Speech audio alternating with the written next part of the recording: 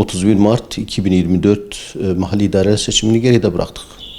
Bütün Türkiye'de partimiz adına kendi logomuzla seçimlere iştirak ettik, seçimlere katıldık. Amacımız Hüdapar olarak belediyeleri kazanıp hür belediyecilik anlayışını halkımıza göstermek, bir belediyede hizmetler dürüstçe, hakkaniyet üzerine, adalet üzerine nasıl yapılır örneğini göstermekti. Halkımız Türkiye'de ve Batman'da bize şu an aldığımız oyları bize öngördü, bize teslim etti. Bu anlamda bize oy veren, vermeyen bütün seçmenimize, bütün halkımıza teşekkür ediyoruz.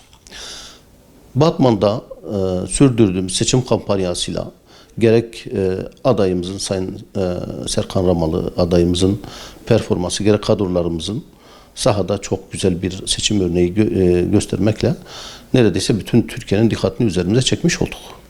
Bu anlamda başta adayımız ve teşkilatlarımıza da, kadrolarımıza da teşekkür ediyoruz. Batman'da zaten elimizde olan bir belde belediyesini tekrar kendi partimizle, bu defa kendi logomuzla kazanmış olduk.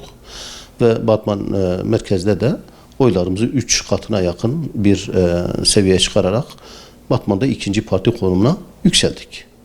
Bu da partimiz üzerine oluşturulan algıların yıkıldığını, bizim inanç, kültür, dil ve hizmet anlayışımıza halkımızın teveccüh gösterdiğini bize gösterdi.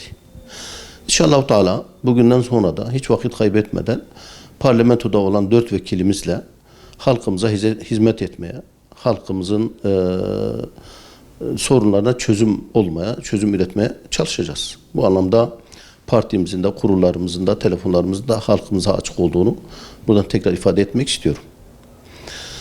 Bu mahalli idareler seçimin ülkemize, memleketimize, Batman'ımıza hayırlı olmasını diliyorum.